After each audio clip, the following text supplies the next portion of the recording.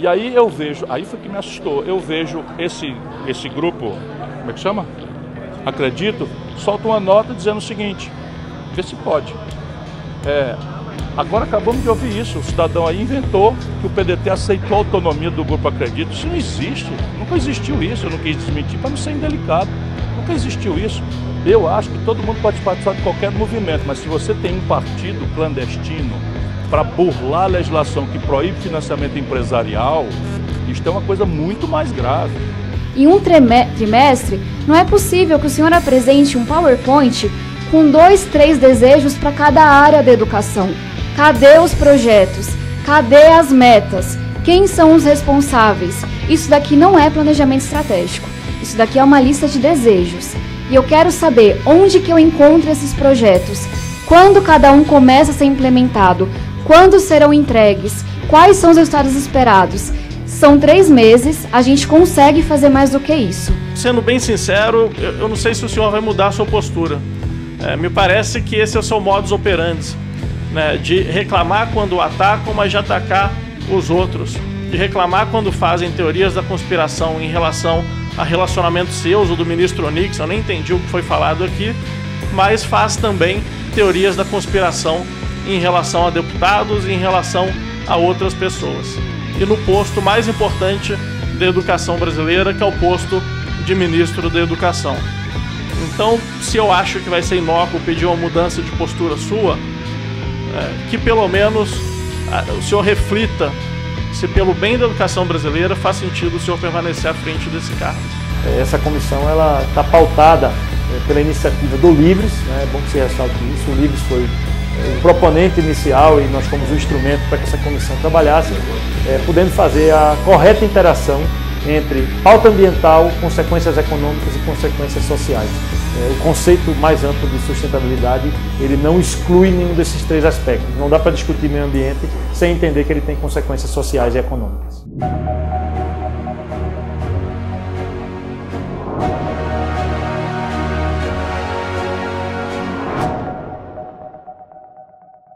Em 2019, os movimentos políticos atuaram e ampliaram sua relevância de modo importante na política brasileira. A nível nacional, cerca de 30 mandatários vinculados a movimentos cívicos atuaram no Congresso, entre deputados federais e senadores. No caso do Livres, nós começamos o ano com 2 deputados federais e 1 senador e chegamos ao fim de 2019 com a bancada federal de 1 senador e 7 deputados federais. Ou seja, a gente quase triplicou a bancada.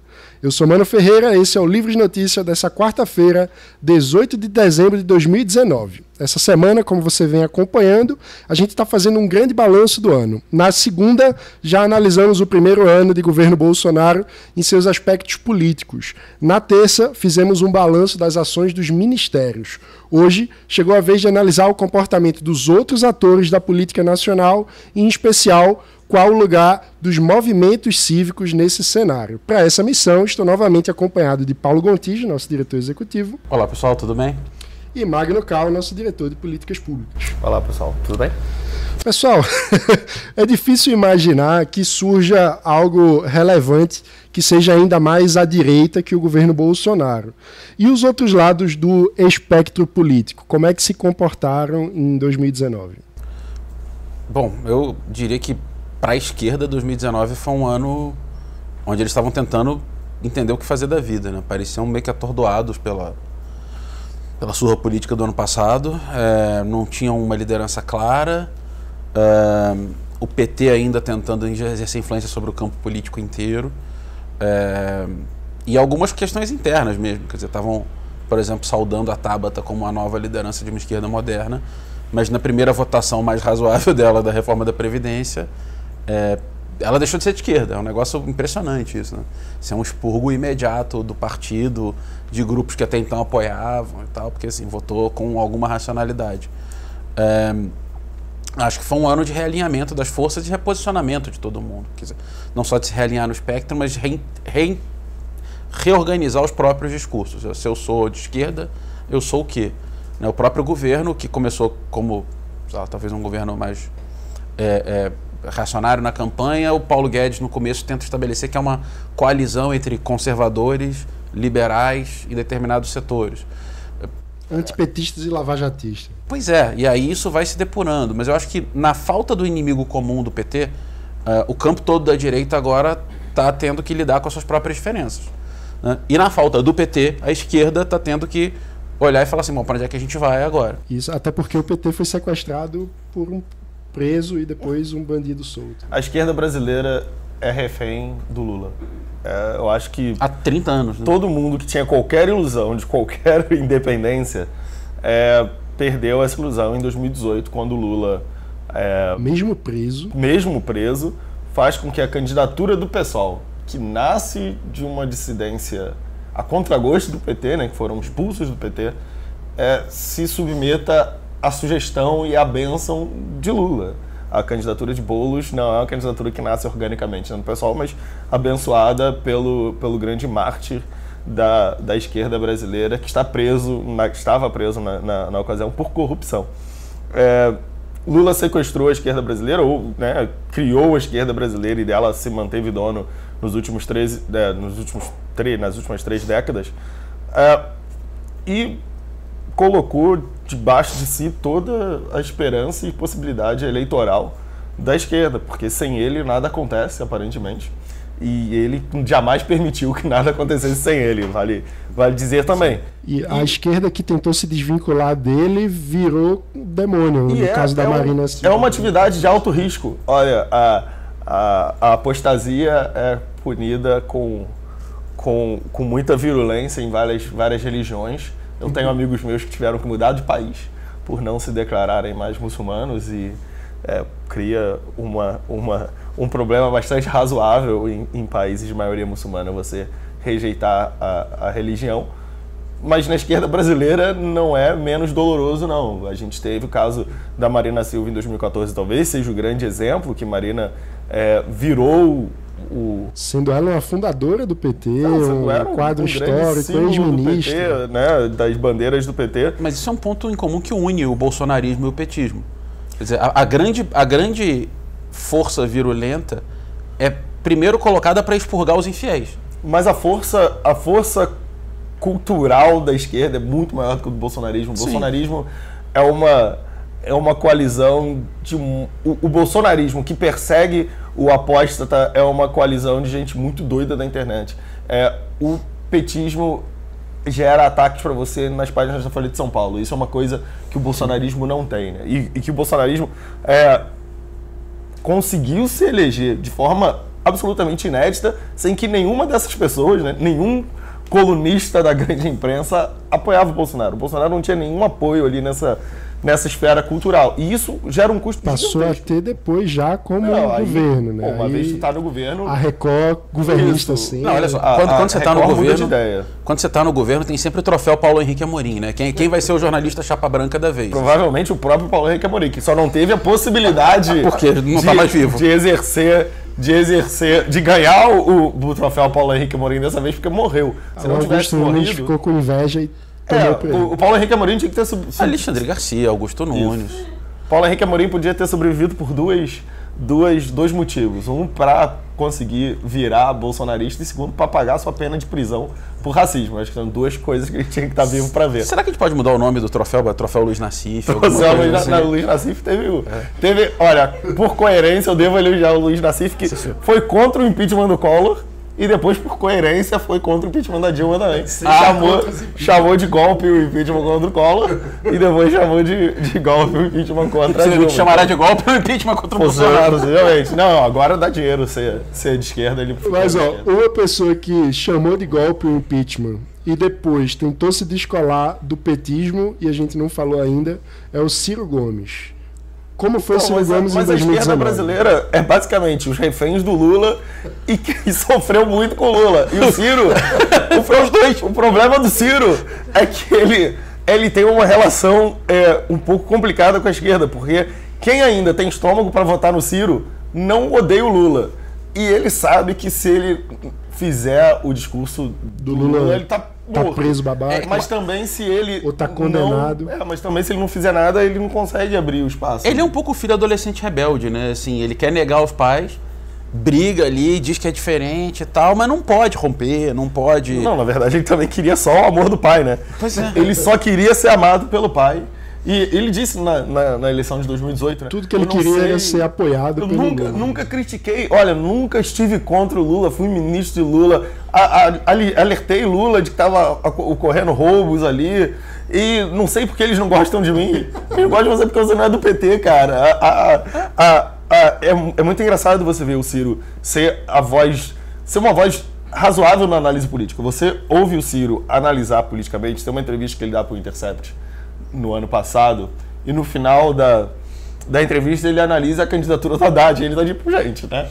Pelo amor de Deus, o Haddad não conseguiu se reeleger porque perdeu no primeiro turno pro Dória. Em todas as urnas. Em todas as urnas, ele não ganhou lugar nenhum, não é possível. Nos rincões do PT, né? Onde o PT era forte. Gente, não dá. Mas ao mesmo tempo ele não entende. É engraçado até que o Ciro diz, o Haddad não perdeu só pro Dória, perdeu pra Branco e Nulo. Isso. Olha, o cara que perdeu pro Branco e Nulo concorrendo na reeleição. Justiça seja feita, muita gente perdeu pra Branco e Nulo, inclusive o Crivella. Mas, assim, ao mesmo tempo, ele não consegue entender uma coisa muito simples do voto na esquerda brasileira. Sobre o PT. O voto e o apoio do PT.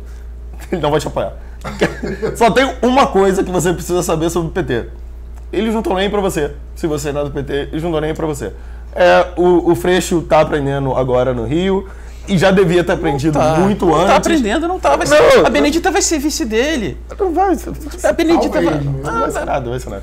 Olha, tá gravado. Não vai ser a Benedita. O PT vai lançar uma candidatura dele pra Prefeitura do Rio. Vai lançar a Márcia Tiburi pra Prefeitura do Rio. Ele pensa nisso.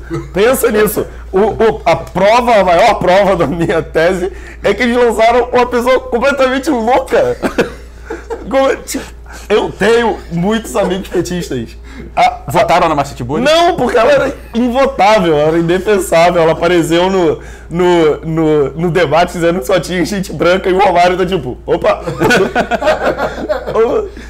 Cara, ela é invotável, mas pensem bem, o PT prefere botar alguém invotável do que apoiar o Freixo, que é uma liderança ali razoável da esquerda do Rio. Eles não conseguem. E o Ciro ainda não conseguiu ter esse insight.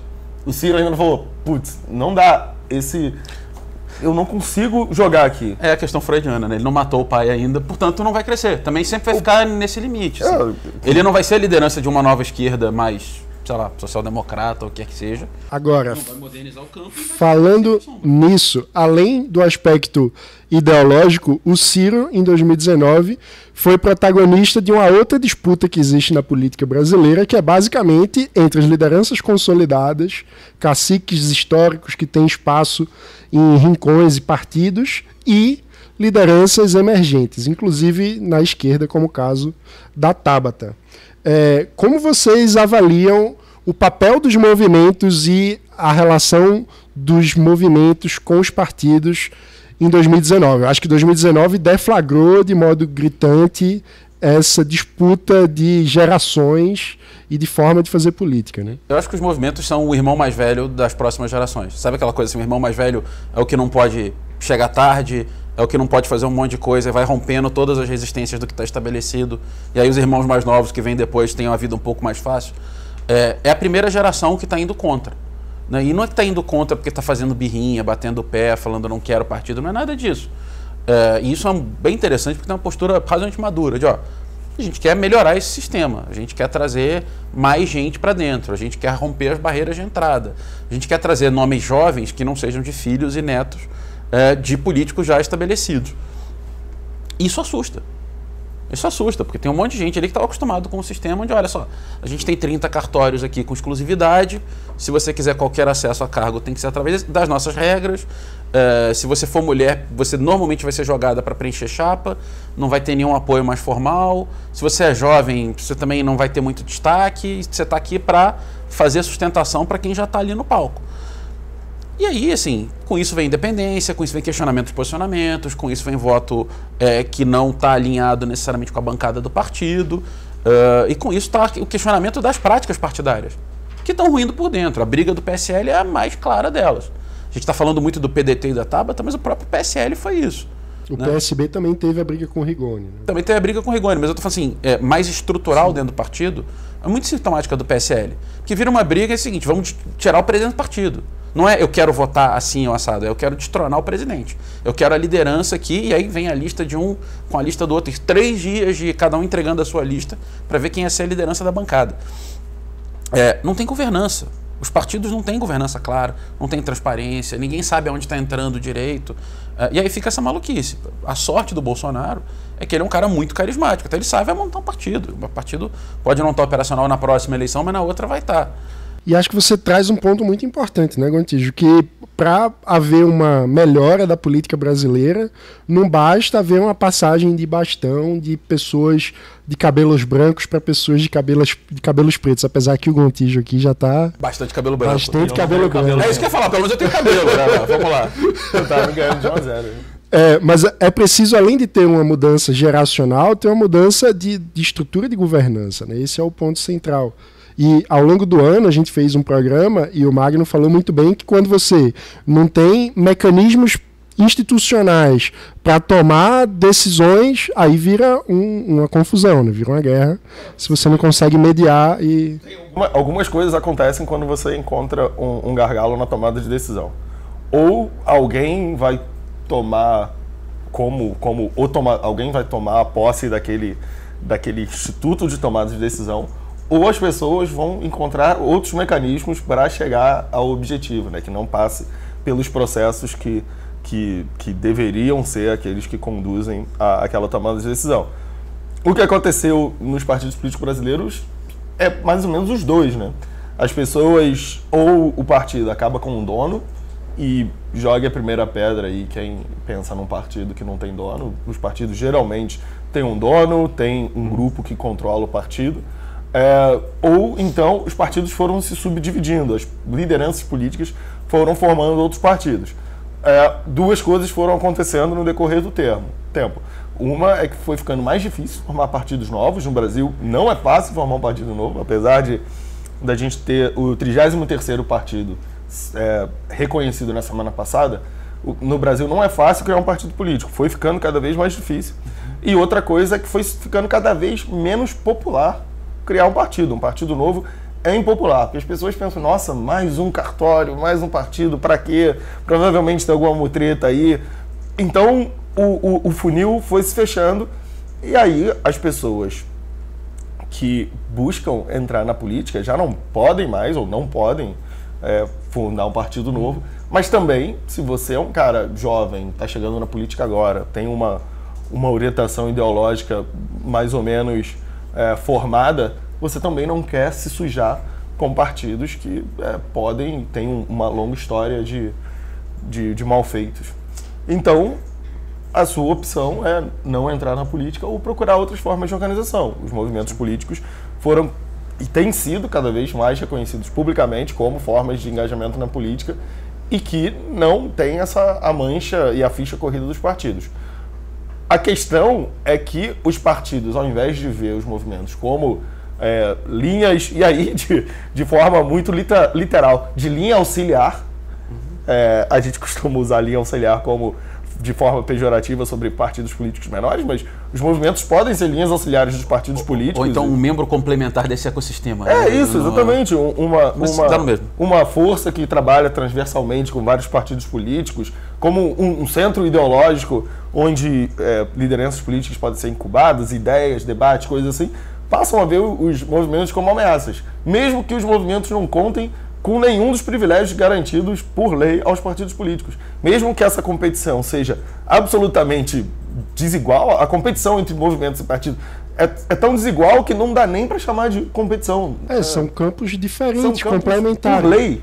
A legislação impede que movimentos compitam com partidos, tanto no campo de recursos quanto no próprio campo de atuação. A gente não pode fazer a mesma coisa. Sim. Mesmo assim, tão desacostumados que estão com qualquer alternativa ao próprio poder, os caciques partidários, que muitas vezes não têm nenhum voto, se sentiram absolutamente ameaçados com a presença de outras instituições que fazem vagamente a mesma coisa que eles fazem.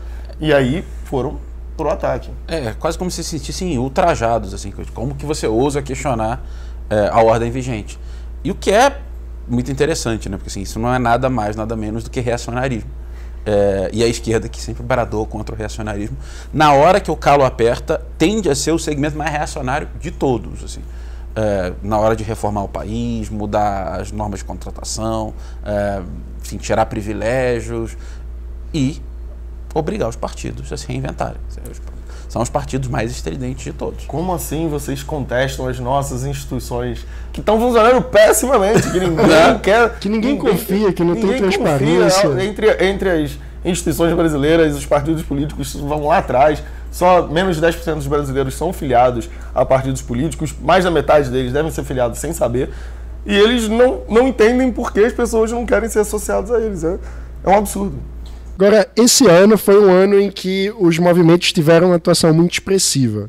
Só de cabeça agora a gente pode lembrar, por exemplo, a Tabata enquadrando o ministro da Educação, o Vélez, depois o Mitrô enquadrando outro ministro da Educação, o Weintraub. A atuação na reforma da Previdência foi decisiva, na articulação da agenda social, na criação da comissão externa que analisa as políticas de meio ambiente e seu impacto econômico, na tramitação do... A comissão externa foi um trabalho conjunto de, acredito agora, Livres, Bancada do Cidadania e Bancada do Novo. Então, assim, teve muita gente boa se juntando ali. E ainda houve uma articulação em conjunto com Transparência Partidária que ajudou a diminuir os danos da nova lei dos partidos políticos. Uniram iniciativas, 20 iniciativas, trabalharam juntos para uma carta que foi lida no plenário do Senado e foi uma atuação bastante completa, né? Encontros com o presidente do Senado, carta enviada para o próprio presidente da República, então foi um trabalho... Repercutiu no Jornal Nacional, toda a mídia. A atuação foi tão grande que a própria imprensa começou a dedicar jornalistas setorizados agora a cobrir os movimentos, no caso do Globo, da Folha de São Paulo, do Estadão. Nesse contexto de tantas ações, o que é que vocês acreditam que foi o ponto alto da atuação dos movimentos em 2019 e qual é a lição que precisa ser aprendida de 2019 para a atuação dos movimentos em 2020? Bom, vamos lá. Eu acho que o Marco Legal do Saneamento foi um trabalho que teve muita gente. Na verdade, acho que todos os movimentos tinham gente participando ativamente pela aprovação dele. E isso foi muito claro de se ver na hora da votação. Quem acompanhou a sessão de votação foi muito impressionante. Eu acho que é a lei mais importante que foi passada esse ano.